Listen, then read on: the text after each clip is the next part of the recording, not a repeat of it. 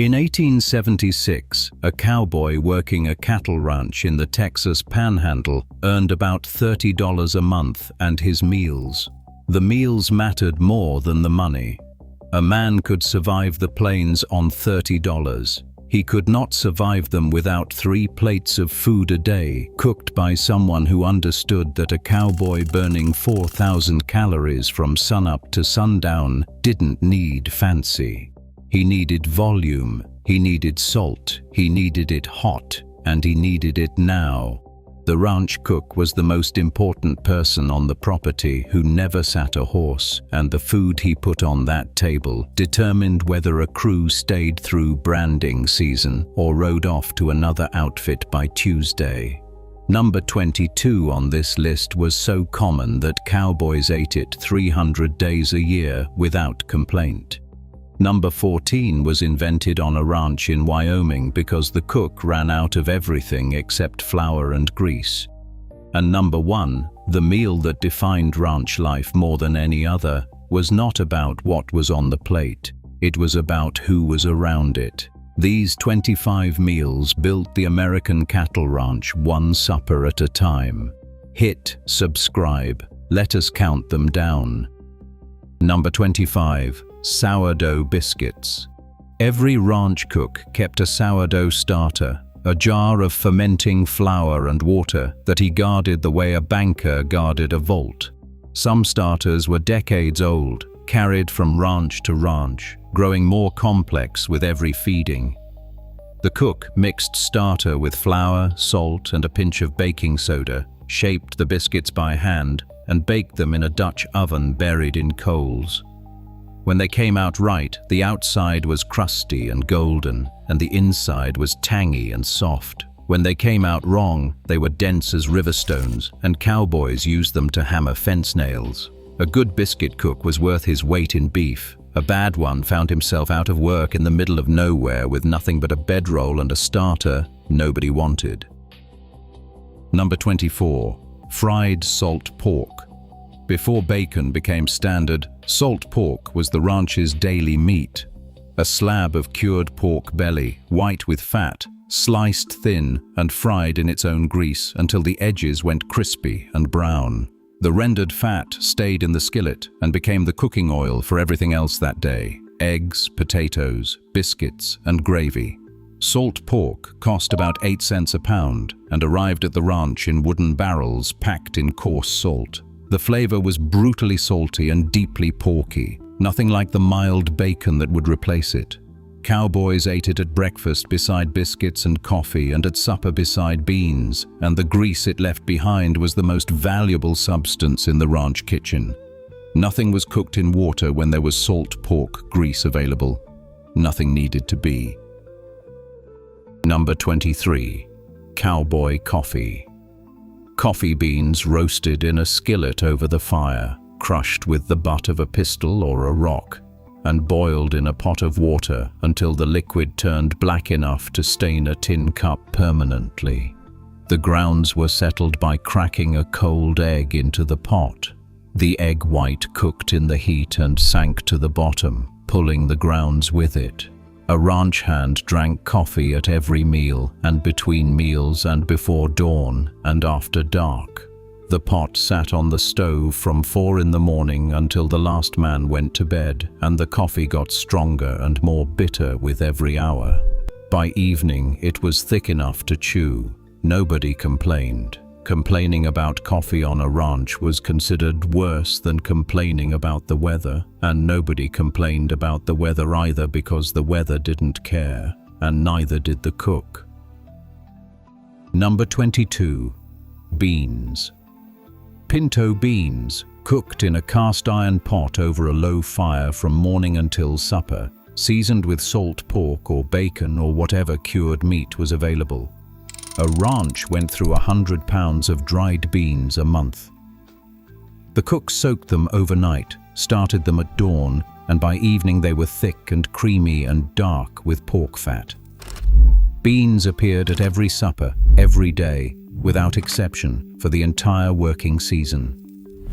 A cowboy ate beans 300 nights a year and considered any night without them suspicious. The beans were not a side dish. They were the foundation that every other item on the plate was built on. A plate without beans was a plate without a floor.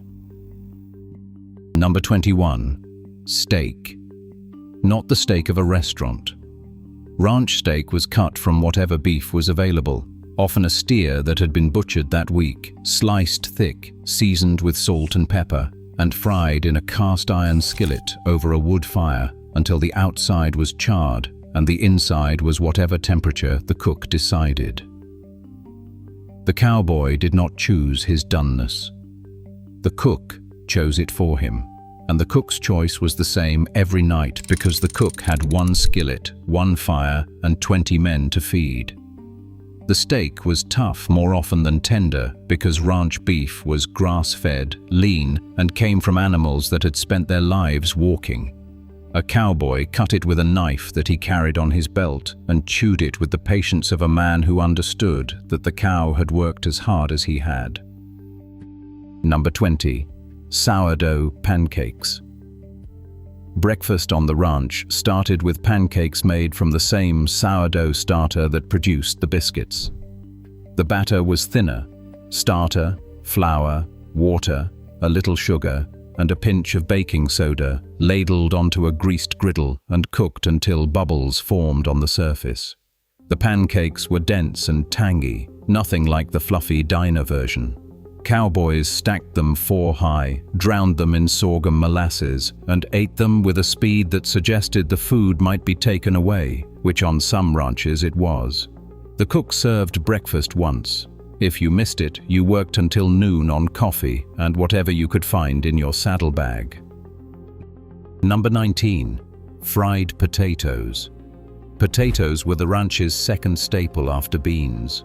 Sliced thin and fried in salt pork grease in a cast-iron skillet until the edges crisped and the centers went soft. Salt heavy, no pepper, no onion, no seasoning beyond the salt and the residual pork flavor in the grease. A 50-pound sack of potatoes cost about $1 in the 1880s and lasted a crew of 10 about 2 weeks. Fried potatoes appeared at breakfast alongside the pork and at supper alongside the beans, and on the ranches where the cook had enough potatoes, they appeared at noon as well. The potato did the same job on the ranch that it did in every poor kitchen in America. It filled stomachs for almost nothing and asked nothing in return except a hot skillet. Number 18. Cornbread. Cornmeal, salt, water, and lard mixed into a batter and baked in a cast-iron skillet greased with more lard. The cornbread came out with a dark crust on the bottom where it pressed against the hot iron and a crumbly golden interior that broke apart when a cowboy tore off a piece to soak up bean juice. On ranches south of the Red River, cornbread replaced biscuits as the daily bread because cornmeal was cheaper than flour and the corn grew in fields that wheat couldn't survive. A ranch cook who made both biscuits and cornbread was cooking for a crew that included men from the north and men from the south, and the bread he served told you which direction a man came from before he opened his mouth. Number 17. Son of a gun stew. When a calf was butchered on the ranch, every organ went into the pot. Heart, liver, kidneys, tongue, sweetbreads, and the marrow gut, the partially digested contents of the calf's intestinal tube that acted as a thickener and gave the stew its distinctive sour tang. The name was the polite version. The original used a word no ranch wife would have repeated. The stew simmered for hours until the organs broke down into a thick, dark, intensely flavored mass that smelled like the inside of an animal and tasted like the richest thing the ranch produced. New hands were not told what was in it until after they had eaten a bowl. The reaction was predictable. The second bowl was usually requested anyway. Number 16. Jerky. Strips of beef cut thin, rubbed with salt, and hung over a low smoke or laid in the sun until the moisture was gone and the meat was stiff enough to snap. Jerky was not a snack on the ranch. It was emergency rations carried in the saddlebag for days when the cowboy was too far from the cook to eat a hot meal. A handful of jerky could sustain a man through an entire day of riding fence line or tracking strays into country where no chuck wagon could follow. The chewing was the work, minutes of jaw effort before a piece softened enough to swallow. The salt and smoke were the only flavors. The protein was the point. Number 15. Molasses on biscuits. When sugar was unavailable, which on remote ranches was most of the time, molasses was the sweetener. Sorghum molasses, dark and thick and bittersweet, drizzled over split biscuits for breakfast or dessert, or both. A gallon of molasses cost about 30 cents and lasted a ranch crew weeks because you used it a tablespoon at a time. The molasses soaked into the biscuit and turned the crumb dark and sticky and sweet in a way that cane sugar couldn't match. A cowboy who had been eating beans and salt pork and fried potatoes for 2 weeks straight received a biscuit with molasses like a man receiving a letter from home. The sweetness broke the monotony, and monotony on a cattle ranch was the enemy that no gun could shoot. Number 14. Flour gravy. When the cook ran out of meat and drippings, he made gravy from flour, water, grease, and salt.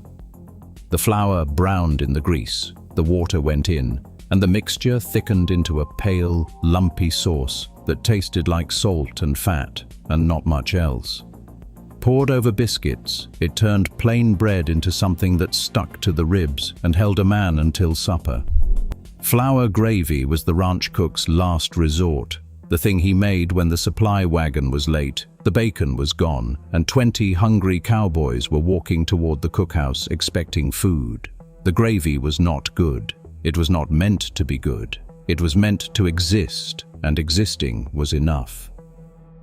Number 13. Beef and bean stew. Chunks of beef browned in a Dutch oven, beans added from the ever-present pot, water to cover, salt and whatever dried chili peppers the cook kept in his kit, simmered for hours over a low fire into a thick stew that was half beans and half beef and entirely filling. The stew was the supper that appeared when the cook had time to let things simmer, which on a working ranch was usually Sunday, the one day the crew worked only half the hours. Sunday stew was the closest thing to a special meal the ranch produced. The extra time in the pot turned tough beef tender and merged the beans and meat into a single, dark, smoky, satisfying mass. A man ate 2 bowls on Sunday because Sunday allowed 2 bowls. Number 12. Vinegar pie. Apple cider vinegar, sugar, eggs, butter, and a touch of nutmeg, mixed and poured into a pie crust and baked until set. When fruit was impossible to get on a remote ranch, the cook made vinegar pie because vinegar was the one ingredient that never ran out. The acid provided the tartness that fruit would normally supply, and with enough sugar, the pie tasted remarkably like a lemon custard. A ranch that served pie at supper was a ranch that kept its cowboys. A ranch that served no dessert of any kind lost men to the outfit down the valley that did. Vinegar pie was the cook's way of saying the ranch cared, expressed in a crust made from lard and flour, and a filling that turned 4 cents worth of vinegar into something a man remembered at the end of a hard day. Number 11. Canned tomatoes. Canned tomatoes arrived at the ranch on supply wagons and were eaten straight from the can, drunk like juice, or added to beans and stews for flavor. In a diet that was almost entirely meat, starch, and fat, canned tomatoes were the closest thing to a vegetable most cowboys consumed in a month. The acid cut through the heaviness of the beans and pork. The sweetness gave the tongue something it hadn't tasted in weeks. Some cowboys drank the tomato juice from the can between meals, the way modern workers drink soda. A can of tomatoes cost about 8 cents and provided vitamins that prevented the scurvy and malnutrition that would otherwise have devastated men eating nothing but meat and bread for months at a time. Number 10. Dried fruit. dried apples, dried peaches, dried apricots, packed in burlap sacks and shipped to remote ranches alongside the beans and the flour. The cook soaked them overnight and stewed them with sugar into a compote that served as dessert or breakfast topping. Dried fruit was the luxury item on the ranch supply list, and a cook who stewed it well was a cook who understood morale. A bowl of stewed dried peaches at the end of a supper of beans and cornbread changed the meal from survival into something approaching pleasure. The sweetness lingered. The fruit tasted like orchards that were 1,000 miles from the nearest fence post. A cowboy eating stewed peaches in the Texas Panhandle was eating the memory of a place where things grew soft and sweet. Number 9. Fried eggs. On ranches that kept chickens, eggs appeared at breakfast fried in salt pork grease. The whites set firm and the yolks still soft, slid onto a tin plate beside biscuits and fried potatoes. Eggs were the ranch's protein that didn't require butchering. A dozen hens produced enough for a crew of 10 if the cook rationed them. 2 eggs per man, no exceptions, the cook eating last. The yolk broke into the biscuit and turned it golden and rich. A cowboy who got eggs at breakfast considered the morning already won. A cowboy who didn't got biscuits and gravy and kept his mouth shut because the hens laid when the hens laid, and the cook distributed what existed, and arguing about eggs was beneath a man who roped cattle for a living. Number 8. Sourdough bread.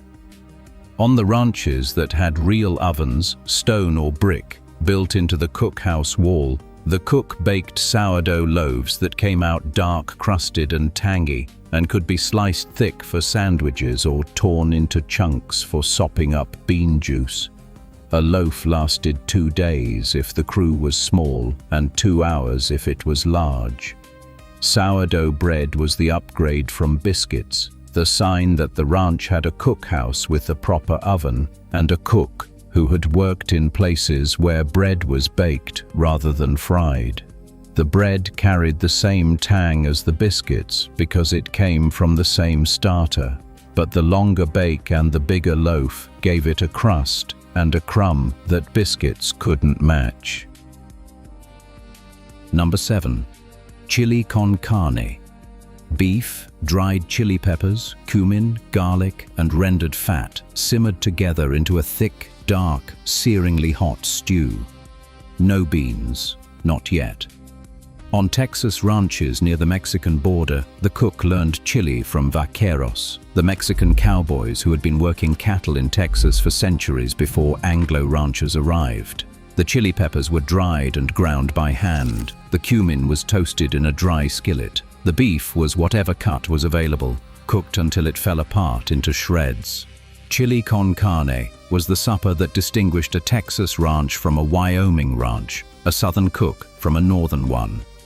The heat built in the mouth and settled in the stomach and kept a man warm through the hours between supper and dawn. A pot of chili cost almost nothing and contained enough fire to make a cold line shack feel like a cookhouse. Number 6. Bacon. By the 1890s, bacon had replaced salt pork on most ranches because the railroad made shipping cheaper and cowboys preferred the flavor. Thick-cut strips fried in a skillet until the fat rendered and the edges crisped. The bacon was eaten at breakfast alongside everything else, and the grease was saved for every other meal that day.